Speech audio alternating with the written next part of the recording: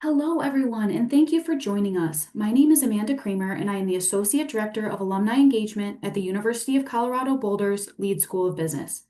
Leeds is a top business school offering undergraduate, MBA, executive MBA, MS, and PhD programs, and has an alumni network of over 47,000 strong, living and working around the world. For today's Leads webinar, we're so excited to welcome faculty members and professors Jeremiah Contreras, Matthew Brady, and Sina Sokan, here presenting AI at Leeds, Innovating Teaching and Learning for the Next Generation. A few housekeeping items before we begin. First, if you have any questions now or during the presentation that you would like to ask our presenters, please send a question through the Q&A interface. We will monitor questions as they are submitted and ask our presenters your questions throughout the presentation. As a reminder, for optimum audio quality, we do have everyone on mute except for myself and our speaker. If you experience any technical difficulties during the webinar, please notify us through the chat interface and one of our support specialists will touch base. Lastly, a link to access the webinar recording will be sent to all registrants on Monday with a survey link. Now, I am excited to introduce today's speakers. Jeremiah Contreras is Associate Teaching Professor of Accounting, Faculty Director of Digital Innovation for Teaching and Learning, leads the AI Initiative for Teaching and Learning, integrating cutting-edge technology across the business school. They also drive AI adoption in curriculum, faculty training, and experiential learning. Jeremiah teaches accounting, ethics, and AI in business. Matthew Brady is an assistant teaching professor, organizational leadership and information analytics winner, 2025 David Balkin Teaching Innovation Award, and focuses on technology, leadership, and global collaboration. Matthew is known for flipped classrooms, AI learning agents, and real-world problem-solving projects. Sina Sokan is an assistant teaching professor of strategy, entrepreneurship, and operations. He's the runner-up of the 2025 David Balkin Teaching Innovation Award, innovator in lean startup and digital strategy education. He uses AI-generated personas to challenge bias, randomness, and diversity in entrepreneurial testing. Welcome, Jeremiah, Matthew, and Sina, and thank you so much for being here. I'm going to hand the webinar over to you now, Jeremiah. Thank you so much, Amanda. It's great to have so many people online, and welcome. So really excited to talk to you today about AI strategy at Leeds. And so again, my name is Jeremiah Contreras, and I'm lucky enough to be joined by Matthew Brady and Sina Sokan. And so they're going to share a little bit about what they've done in the classroom. I'll start off just giving a quick highlight of what we're going to do today. So I'm going to start off talking about the industry. Why are we talking about AI? Many of you probably already are aware of many things happening in the space. Talk a little bit about the students, and then we'll have some faculty discussion. Then we'll have some Q&A with each of the faculty after Matthew and Sina discuss what they've been working on. And then we'll talk about what's next. We'll look at lead strategy, and then we'll open it up for some Q&A. So looking at this space as it relates to the industry, different business industries, and artificial intelligence, AI is transforming most sectors: finance, accounting, marketing, supply chain. Implications are across pretty much every business sector and different types of jobs as well. According to a McKinsey survey and recent survey in 2025, 78% of companies that were surveyed, there were about 1,500 companies surveyed, are using AI in at least one function. And I think the average was about 3 functions. So a few more statistics. We do see that 78% of organizations using AI or incorporating it. Now, these are larger companies that are implementing AI more quickly. Of the surveys, I think a little over 40% were larger companies, over 500 million in annual revenue. But small and medium-sized companies are also really exploring this to see how they can leverage the capabilities of AI. One thing that we're noticing is that a lot of companies are really redesigning entire workflows of how business processes work in order to incorporate AI. And so about 21% are actively reworking those workflows.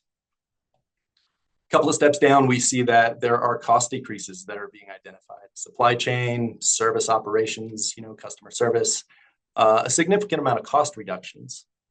That said, overall, businesses are not really seeing the enterprise level ROI that they might hope for. They do notice that when C-suite people are involved, that there is a correlation to higher ROI. So that top-down, really strategic approach of looking at AI from a holistic business perspective really adds a lot of value. When it comes to students, so we have the industries, we have businesses that are really trying to figure out how to incorporate AI. And on the student side, students are trying to figure out how to use it in their classes and how to prepare themselves for the workforce. So we do see, based on some recent studies, that about 92% of students have used AI in some capacity, with almost 90%, 88% using generative AI in coursework or a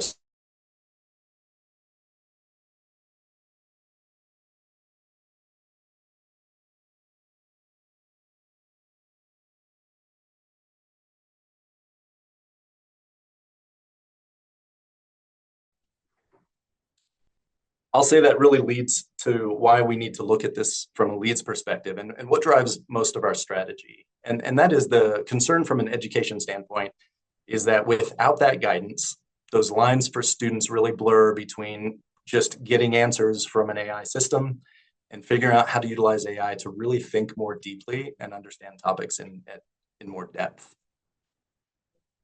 So to start off, and really explore what's happening, to address this, we have several faculty members at Leeds who are really ahead of the curve in figuring out ways to incorporate AI in the classroom.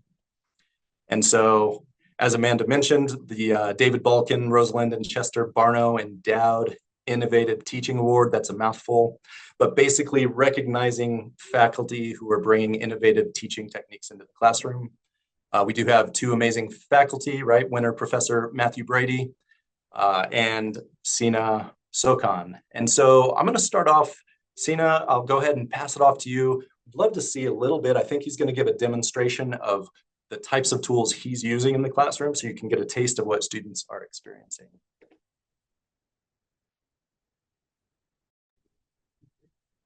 Thank you very much, Jeremiah. Let me see if I can share my screen.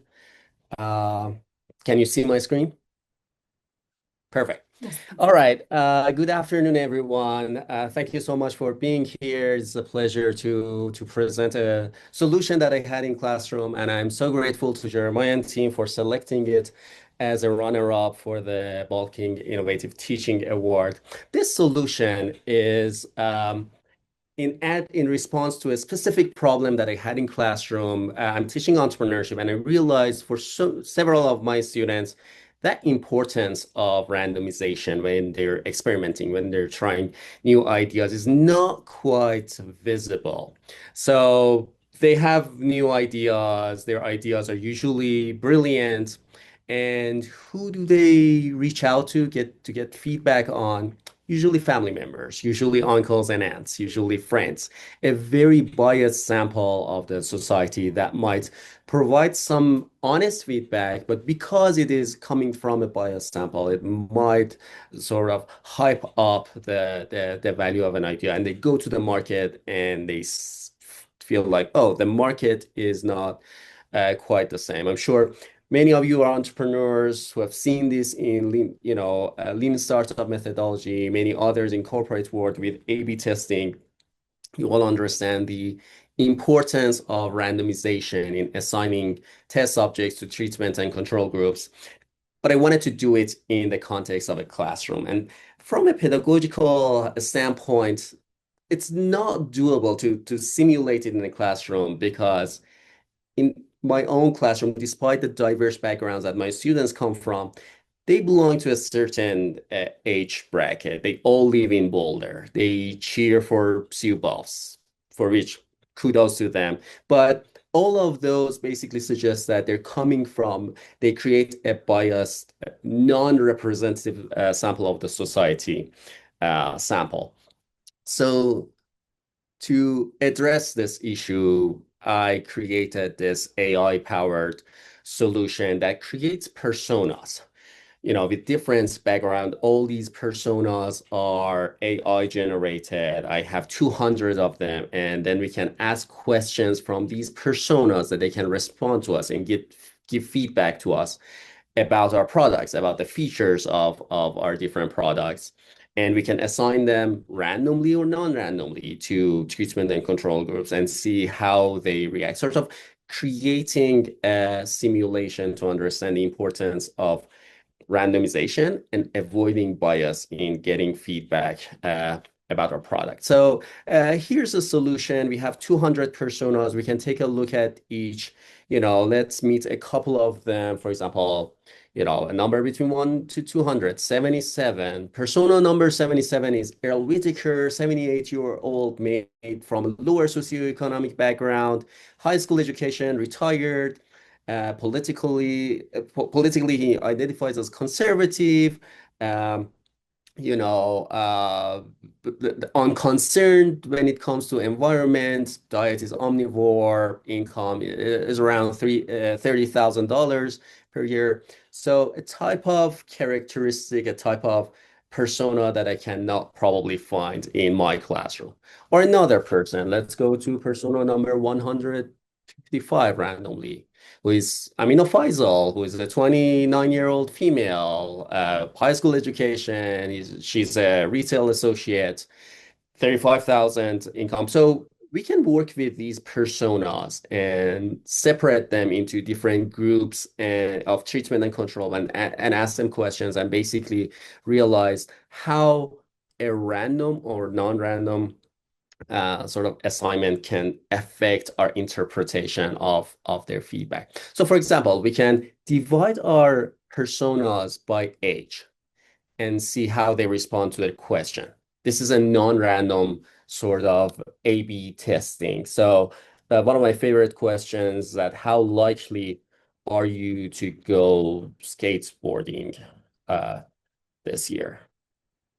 Just to show to the students how bias can affect the feedback that we receive. So it is running through these 200 personas that are divided based on age, treatment and control group, asking questions, and they respond, using OpenAI API and based on their demographic characteristics. And we can see after a while the results showing up separately for treatment and control group that, as we have seen, have been divided by age. So older than 40 years old is in our treatment group, younger is in the control group. And as you see, the average response from the control group, the younger generations, is much higher than the older treatment group. The p-value is very low. So this shows to the student, if we do not divide randomly, a large part of what we observe from the feedback, be it positive feedback or negative feedback, could be just as a result of inherent bias that it resides in each of these groups. So we can go back and change our sample assignment to randomly and ask the same question. And again, this goes back and ask everyone that is now randomly assigned to this treatment and control group how likely they are to go skateboarding this year. And basically what we are expecting now is the results, the answers to be quite similar, sort of avoiding that bias that is usually involved with non-random assignment, which is the case. The averages are now much more similar. Now we have enough young people and old people from different socioeconomic backgrounds, from different political the affiliations or interests, from different socioeconomic income levels. So that sort of helps students to understand the value of this randomization. And the way then that we use it in classroom is to now offer some features of our ideas to these randomly assigned groups. For example, one of the ideas that we wanted to try was that we have an app. We have the idea of an app that, either we can code and come up with a precise number of calories in the food based on the picture. We can predict that. We can separate that by the type of calories, protein, carbs, or fat. Or we can just take the photo and generate an answer, whether it is high calorie or medium calorie or low calorie. We want to see if there is a difference in customer response. Should we spend that much time in, with that precision to write those codes to come with an actual number of calories, or not, or just, the category of calories would suffice. So we asked this question from our randomly assigned sample that's, exact number of calories from the treatment groups, and then the broad category of calories from control group. And now they have access to these pictures. They have provide us feedback how much they enjoy or they like to have this feature or not. And basically the idea is that if there's a lot of interest in the precise amount of, calories, now we have some feedback from the market. We can go ahead and spend some time investing in coding and hire coders to do that coding with that level of precision. If not, if the market does not care that much about that exact number, maybe we can basically decide not to waste our resources and energies on that level of coding. Market just needs just categories of calories, high, medium, or low will do. And as we will see, the feedback that we receive from treatment and control groups are pretty similar. So from treatment and control groups that are randomly assigned, we do not see a strong feedback, strong demand for those precise numbers of calories. So instead of wasting our time, we can focus just on writing enough code that give us a broad category of calories and assign our resources, allocate our resources smartly. So we tried this in class. We tried with different MVPs and placebos. We tried with different randomized control groups, treatment groups, or non-random assignments, based on age, based on economic and socioeconomic level, based on income, based on different approaches. And that makes it easier for students, first of all, to understand the value of randomization, and also get a good grasp of how biases can affect the feedback that they receive from the market if they are not careful with randomization. So with that, again, thank you so much for having me here. I believe we have time for a couple of questions. Happy to answer those. If not, I'd also be happy to give the stage back to Jeremiah or Matthew.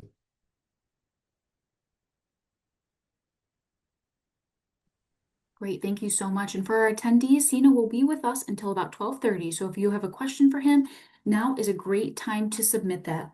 Let's start out with a question from Catherine. And she asked, when I'm using AI, is there a way for me to tell if it's providing me with accurate information or flattering me to keep me engaged? Do you have a couple of tips or guidance around that, Sina or Jeremiah? I think it very much depends on it. If I can take a initial stab at that question, Jeremiah, I think it really depends on the prompt that you're offering. So usually for when I want an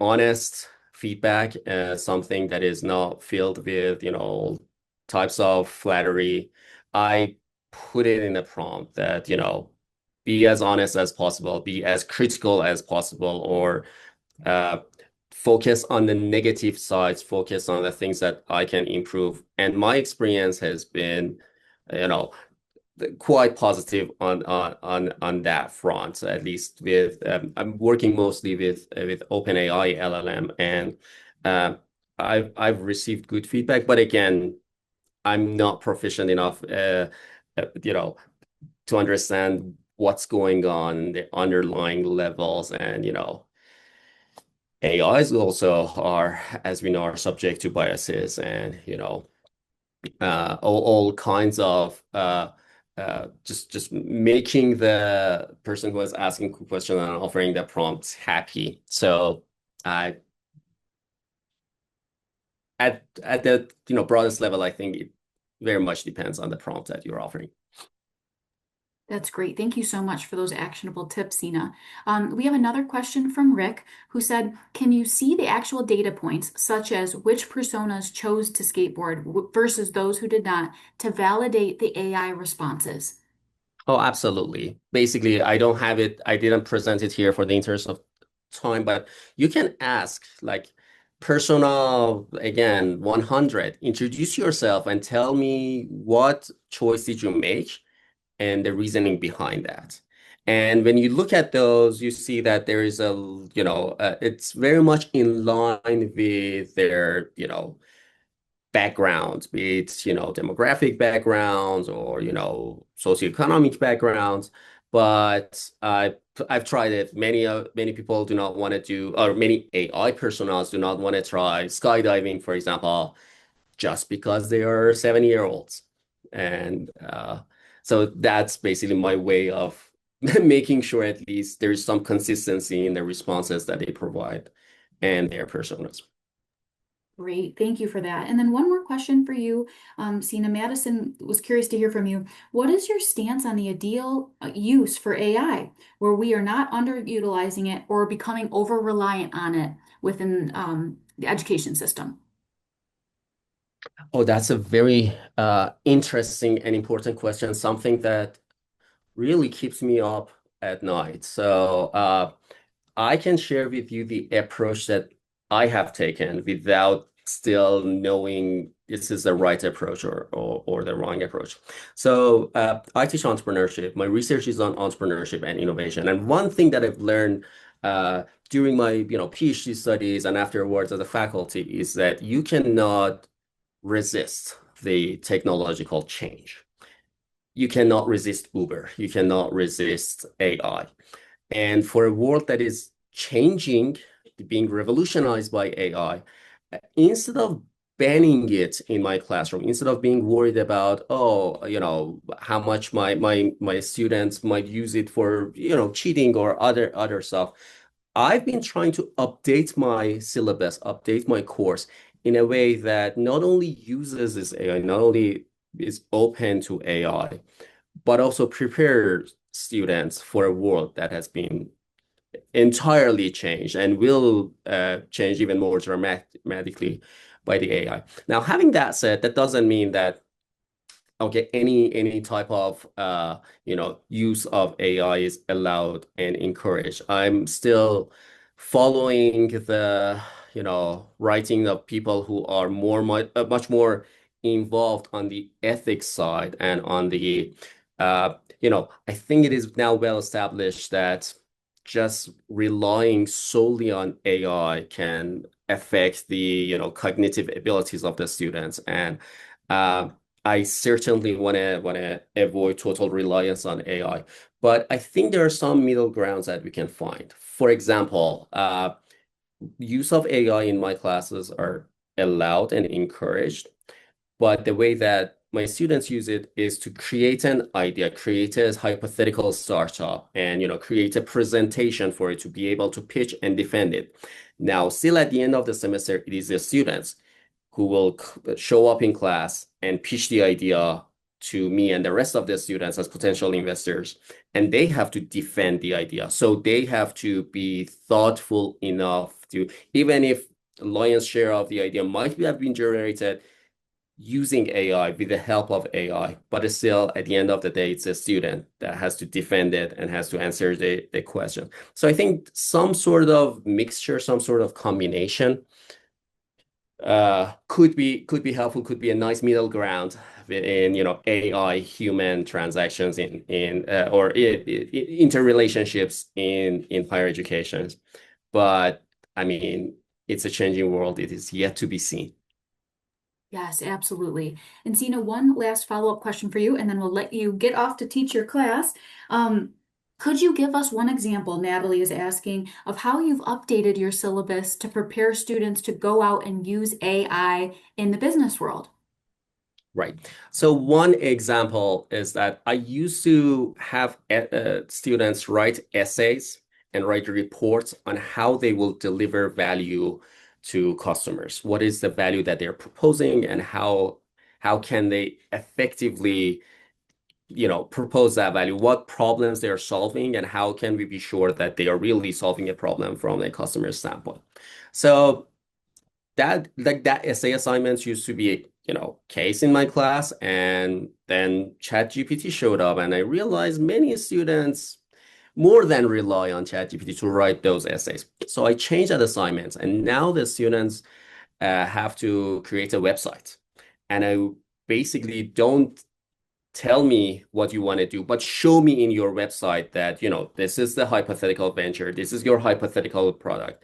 But how are you offering that value to the customers, and how you communicating the value proposal to the customer? And this is something that I can check your website and can see it on your website, and you will be graded based on that. Now, use AI for that. This is a skill that you can learn, and you can use it for your own businesses. But this is one example of how I've updated my course to basically be more adapted to the realities of the business world now. Thank you so much, Professor. We really appreciate you joining us today. We will let you get off to class, and we will welcome Professor Matthew Brady to join us next year. Thank you so much. Well done, Sina. Well, good afternoon, everyone. My name is Matt Brady, and I am a teaching professor at Leeds, focusing on the convergence of business and technology. I've prepared a few remarks for you today, thinking about AI-powered entrepreneurship. And as a serial entrepreneur based here in the Front Range of Colorado, there are three things that I wanted to share initially that I feel AI is impacting learning outcomes and the way that we go about delivering education to what I see as our future leaders. And these are personal remarks. This is very much the way AI has affected me and my workflow in working with my colleagues at Leeds. The first is research. And I think this is an area where there's classical research conducted, and certainly we have esteemed colleagues within Leeds and across the CU system who are doing research in an applied manner. What I mean here with research is the ability to leverage AI to rapidly summarize complex topics. So to get my arms around a subject in a very efficient manner, then to synthesize the opportunities that may exist within that field, often thinking as a capitalist and entrepreneur about ways to introduce a new product or service into a marketplace. From there, what I'm also keen to understand are the competitive dynamics of said market, and to analyze any constraints to be aware of as we look at some type of product development effort. Speaking of product, the next thing is to build. And in my classes, and I want this to be clear, even in a business school, we are creating applications. We might start with a prototype. That prototype will rapidly progress through what's called agile development in a series of sprints to grow that initial solution into an ultimate platform and addressing that need in the market. In doing so, there has been a concept of rapid application development, or RAD, and we are now 10xing the capabilities to build by leveraging large language models that have been trained on countless solutions that exist today. So when we describe a website, a mobile app, some type of chatbot, or some type of other point solution, the model knows what we mean, and we can coach it and direct it. I like to describe this process as being the conductor of a digital orchestra, a symphony, where there's percussions and there's horns, and we can tell each when and to what extent we want them to perform.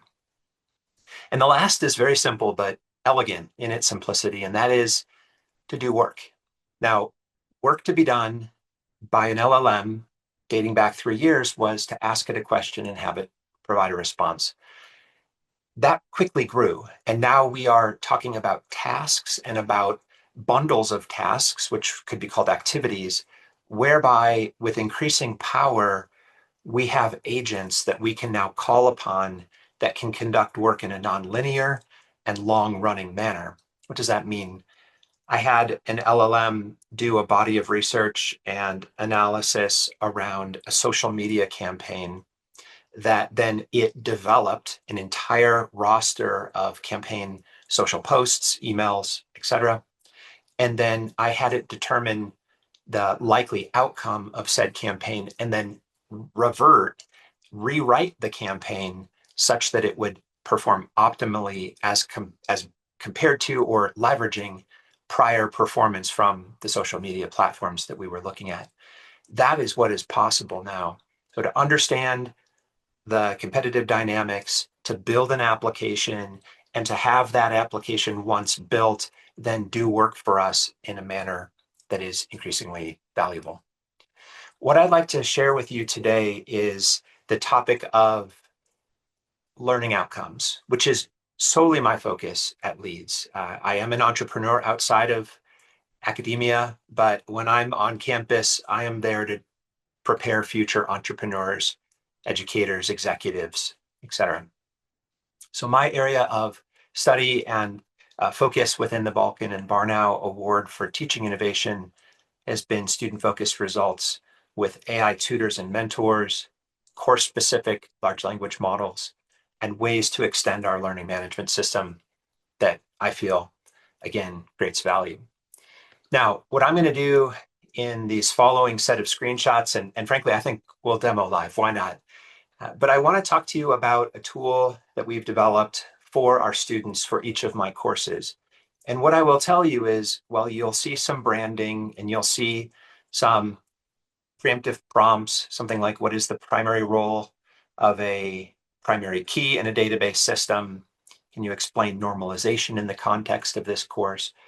These pre-written prompts are pretty easy to create. In fact, there are many existing AI platforms that will allow us to spin up what would be called a private model. What's unique about what we've done here is that we've grounded these models in my content. And by mine, I mean my remarks, my lecture transcriptions, my notes, and any curricula that I might use. And in this rare occasion, I actually do use a textbook because this is a proven field of study. SQL databases and relational data storage has been around a long time. And so there's great text available. That said, it has been my goal to equip students to engage and immerse themselves into that content so as to maybe have the book not be published in advance, but the book be alive and available to them while they are going through the learning process. So here I've asked the question of our database systems chatbot, if a many-to-many relationship always results in a bridge table. And for those of you who have studied relational databases, the answer is always yes. A many-to-many relationship really can't be done effectively in a relational database. And so that's great. It's off to a good start. Now, I'm going to ask it for something a little bit more specific, which is to say, let's talk about chapter 2, and can you help me with some of these key concepts? While I let that run, what I'm going to do is give a few other examples of scenarios where students can ask this AI TA a question that's frankly quite specific. So in this case, it's whether my view on AI on the topics of sales and customer success can inform their thinking, and how can I substantiate that?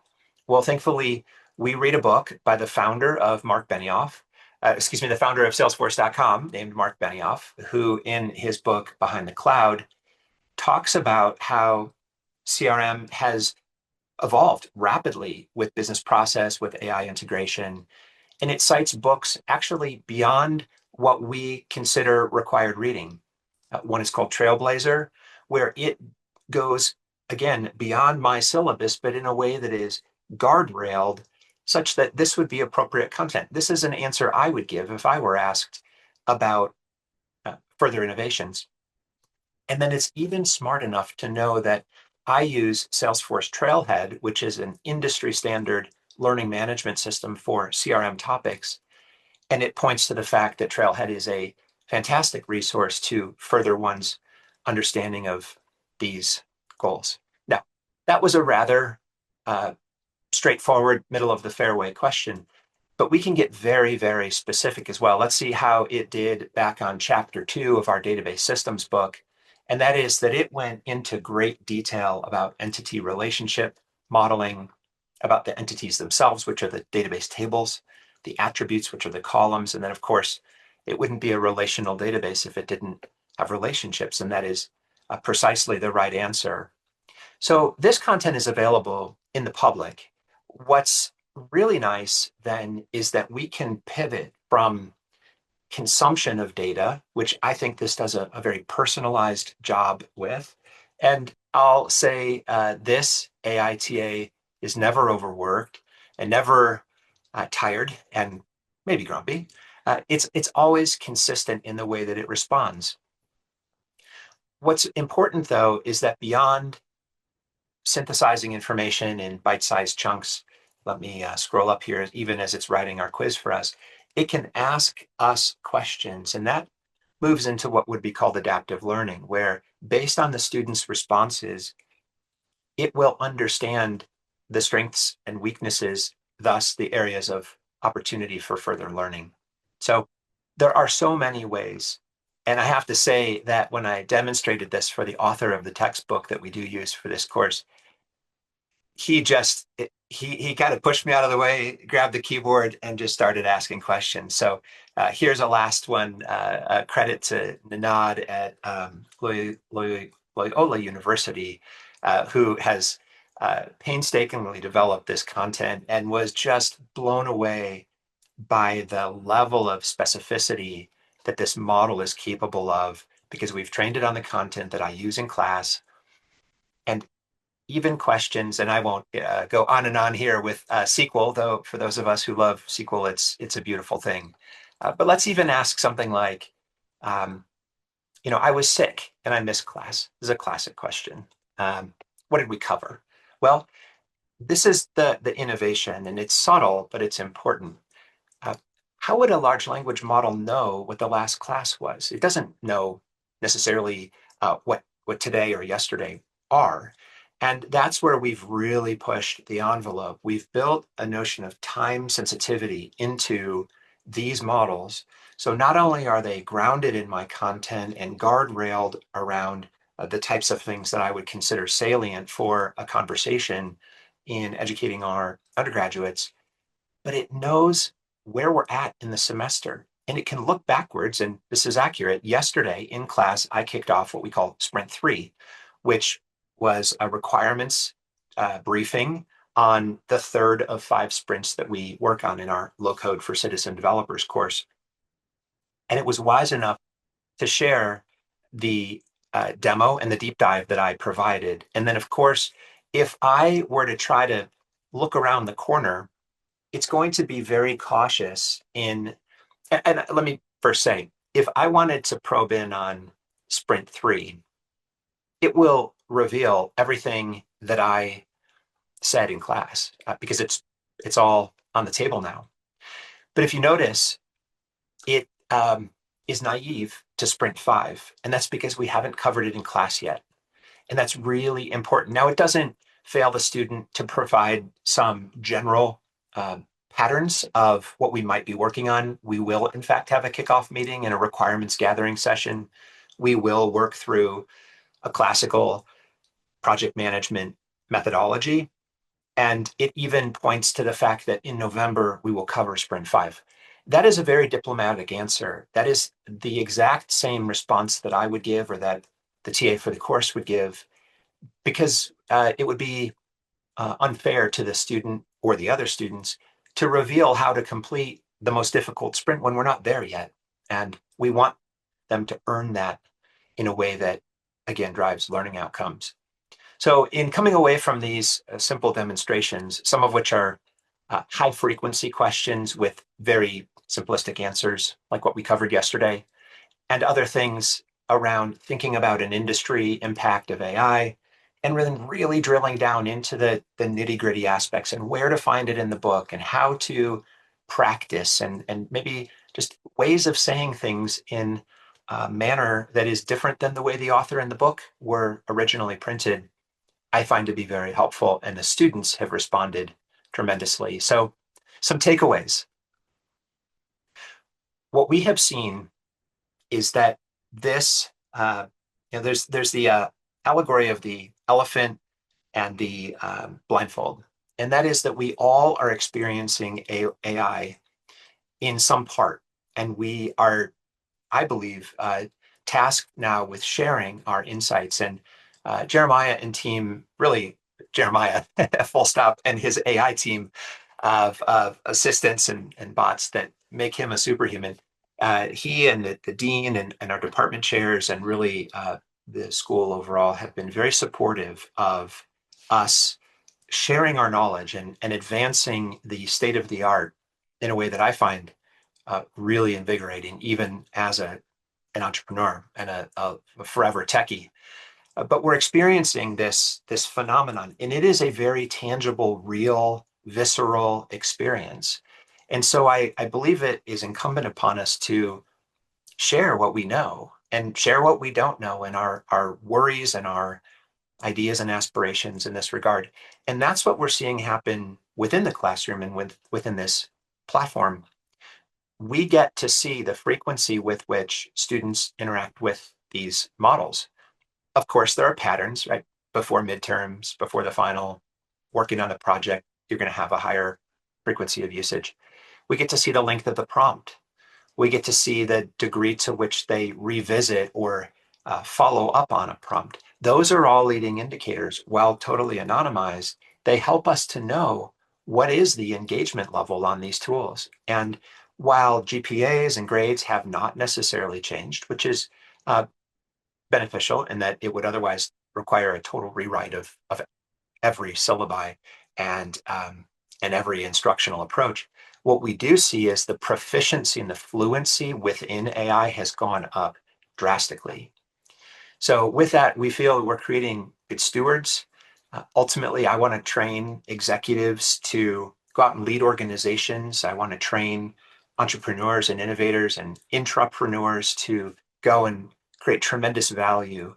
And we are seeing, even at this first part of the first chapter of this long journey that we're on with AI, that the best is yet to come, and that I think students are benefiting from it, which is ultimately my goal. With that, I'd love to take any questions. Thank you so much. Really appreciate that. Matt, we'll have one question for you, and then in the interest of time, let's take it back to Jeremiah, and then we'll do more questions at the end. So one question specifically that came in for you from Alenka: how do you teach support students to learn how to design prompts in iterative process with resources and output validation? Yeah, that's great. So we talk a lot about how to prompt. I often will use my voice to tell the platform what we want, especially, and what I find to be the most beneficial is this build stage. It is widely known how to ask a AI model to write a paper, search a topic, discern some sort of insights or data. But in building applications, there is stylistic, there's an art to the science of designing an application that's efficient, that's usable, that's going to be secure and scalable. So we spend a lot of time in that realm as citizen developers, as the industry term of art would say, or as builders. So we do talk a lot about the methodology, and to play off of Sina's response around the use of AI for things like term papers and essays, students have to defend their work. They have to know how they did something, but why they did it. And if those don't line up, then that's obviously an opportunity for them to tighten up their learning outcomes as well. Great, thank you so much. All right, Jeremiah, let's welcome you back to close us out with some content, and then we'll move back into Q&A because we have dozens of questions here that have been submitted, which is wonderful. Absolutely. It's always amazing seeing what Sina and Matt Brady have done in the classroom. I'm really glad you guys are able to kind of see where the rubber hits the road with what a student might experience. And so I'm going to just quickly go through a couple of these points. What's next? We know skills are expected to change. Quite a few employees are probably going to need retraining and upskilling, just as we need to address that with our students. What does this new world involve? And employers are planning to hire data-related roles, quite a few of them. They really want to, the intersection of business knowledge and some tech knowledge are really coming together. And so that brings up a lot of things. A lot of the questions being asked, I think I'll talk about the Leeds strategy, and that'll maybe also help answer some of these questions. But at the bottom here, you see human skills are more important than ever. And that's really important as well. We can't forget the humanity. We can't forget the value add. And that's really what our job is to make sure that students are bringing their human value as well. So to look at the Leeds strategy at a high level, one of the first steps is understanding industry needs. So we're going out and meeting with industry leaders. We're gaining insights on what skills are required. And by skills, that is both AI skills, tech skills, and human skills. So both of those are equally important. I mean, I guess human skills are probably more important. So we haven't lost that as far as in our sights. Then we really need to make sure that we're implementing effective AI in classrooms. And, a lot of those questions centered around how do we do that? How do we maintain critical thinking? So we have to do this with intention, right? And so we're learning how to explore this, seen as, different personas.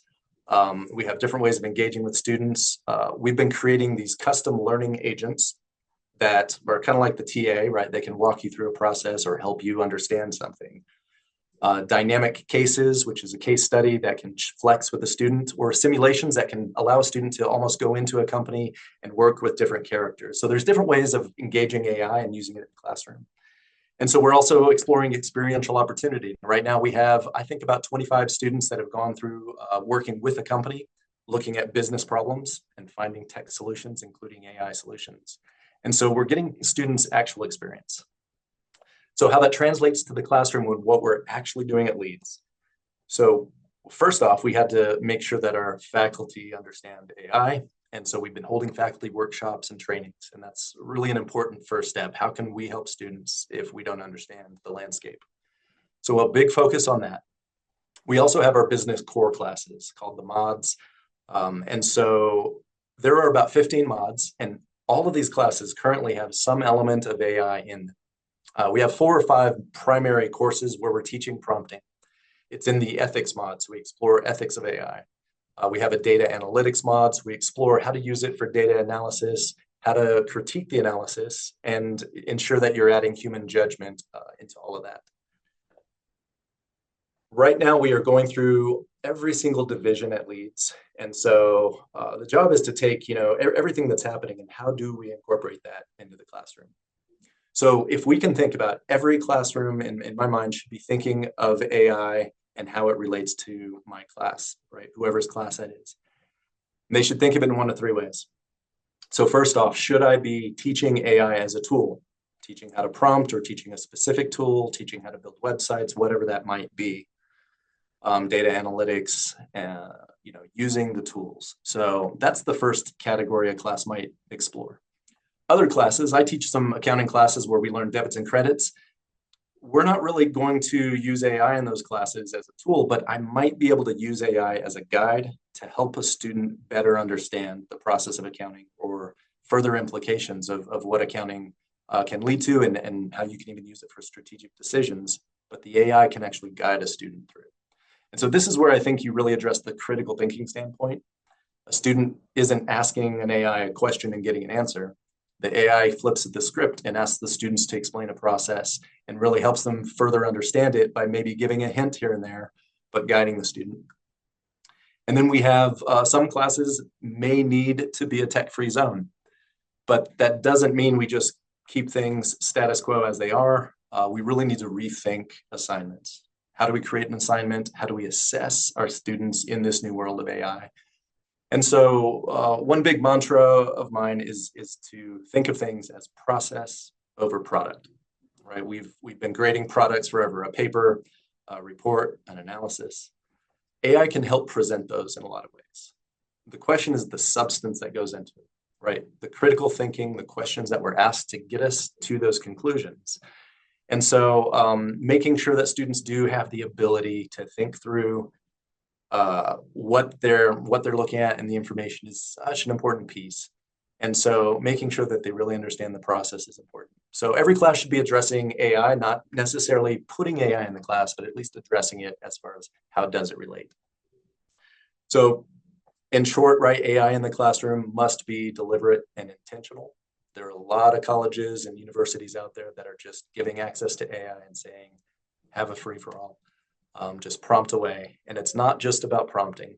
It's not just about iterating. It's about finding the appropriate use of AI in any given class. So at that point, that's about what I had. I really wanted to make sure we had time for questions. And so I think we have about 10 minutes left. I'd love to open it up for questions. Amanda, I think you said we do have a lot. We do. Fantastic. Thank you so much. So we do have many mentors on our call today. And on behalf of Leeds, thank you so much to all of our mentors that work to support our Leeds students. We have a question from a specific mentor here, Michael, who wondered more about how mentors can support mentees in getting better equipped to utilize AI as they prepare for entering the workforce. Yeah, that's a great question. And that's right. That's the mods that we're creating are trying to address the freshmen and sophomores that are coming through. And we're really trying to make sure they understand how to use it appropriately. But of course, it's not going to stick with everyone. People may have learned how to use it in K through 12 in different ways. And so really understanding how to use it effectively in the business place is such an important thing to remember. So I think in short, it's really just reiterating the importance of engaging in AI and using it as a tool, as a partner, as a thought partner to augment and not replace our thinking. And so I think for one, just that mantra of, you don't just ask a question like you would Google and get an answer. You iterate and you go back and forth. And I always tell my students, don't let the computer be in control, you're in control. The other thing is I should be more tired when I'm done using an LLM because I've really been engaging my brain and thinking through the responses and going back and forth. So I think really just, impressing upon them the importance of that. As far as tools, we are working to provide more and more tools for our students so that they have these skills as well. So I think hopefully that answers the question a little bit. I don't know, Matt, if you have anything to add to that. I think you nailed it.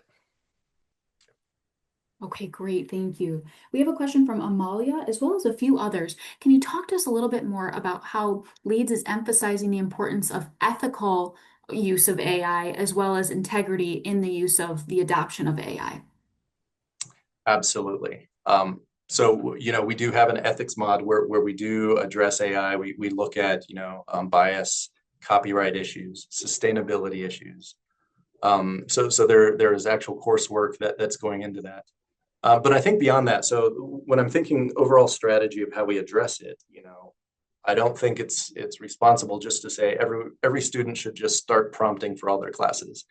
Again, it goes back to that intentional. How should we utilize AI to make sure that, I love, Matthew, what you said, focusing on outcomes, right? We need to use AI to make sure that students are learning topics more deeply, learning to use the tools so that when they enter the business world, they'll be more prepared.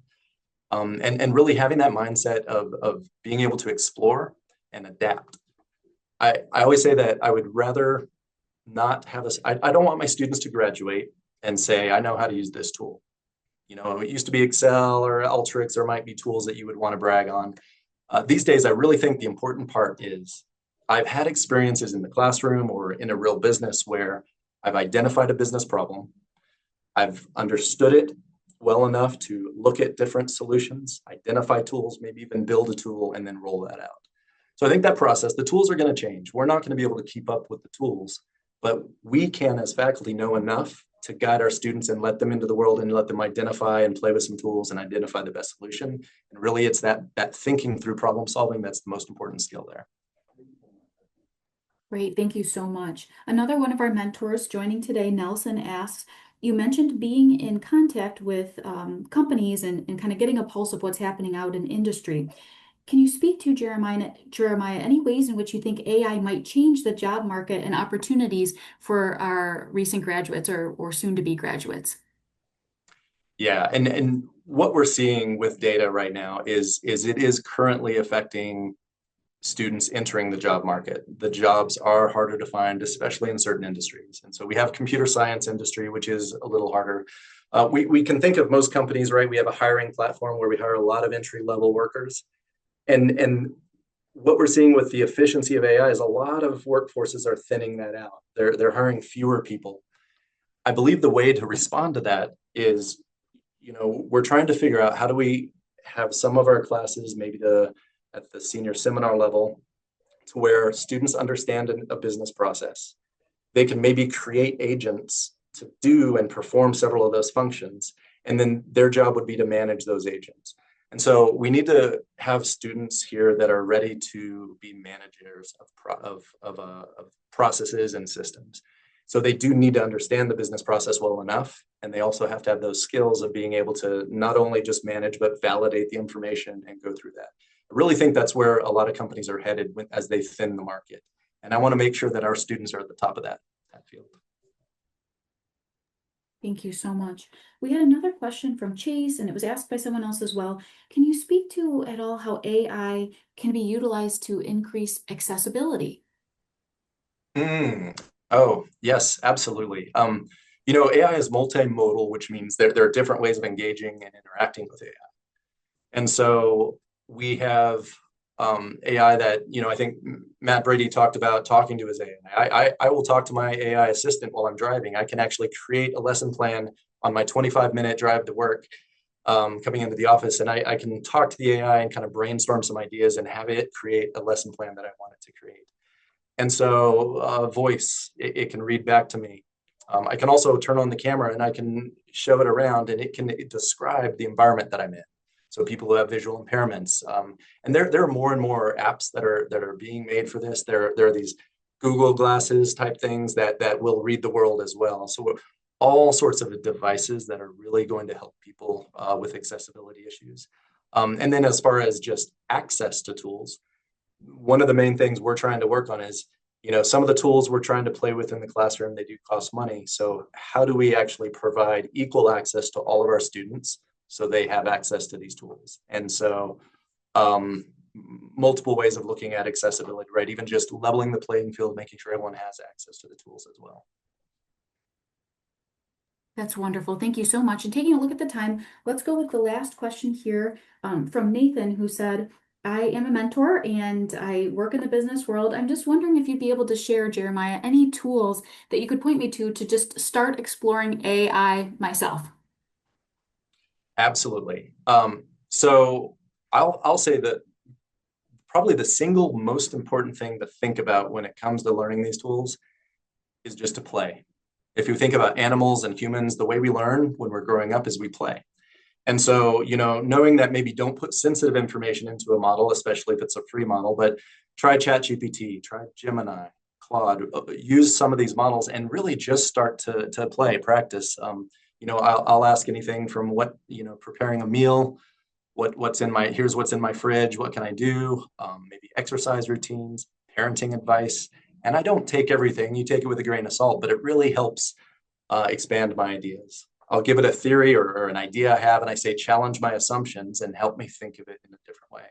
I think the more we play with it, the better. There are also some specific tools. I think Google has some really good resources on how to use Gemini, how to use Notebook LM. So Google AI training tools, there's some free resources out there. And I'm happy to share more. I know we don't have a lot of time. I am happy to share more. And we are working on a way to distribute some more information so that we can not only support our faculty and students, but also support the community with some of these resources. So it's in the works on how to make that happen. Oh, fantastic. Thank you so much. And Jeremiah, now would be a great time if you'd like to share that survey link before we close out. Absolutely. So, as mentioned, working with our partners is really important. And so if anyone is interested in, or if your company's interested in partnering and coming into the classroom and talking about your business or being involved, let me actually try to put this in the chat as well. It's a QR code if you have on your phone, or here's a link in the chat that you can click on. Short little survey. You can give your email and phone if you want, or just your email. We can reach out to you, or at least you can say, I don't want you to reach out, but we'd love any feedback you have. And so that would be really great. And this is a good way to get involved. if you want to come to the classroom, if you want to engage in different ways, we can make sure that we reach out and establish those relationships. Fantastic. Thank you so much, everyone, for joining us today. Again, a special thank you to our mentors and to Jeremiah, Matthew, and Sina for this great information. At this time, we invite you to provide feedback on the webinar by answering the following poll question. On a scale from 1 to 10, how likely are you to recommend this webinar to a friend or fellow CU or Boulder alum? As a reminder, all webinar attendees will receive an email on Monday with a link to the recording of this presentation as well as a survey.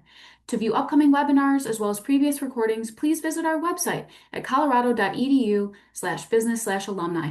In the meantime, have a great rest of your day. Thank you for your time, and go Buffs!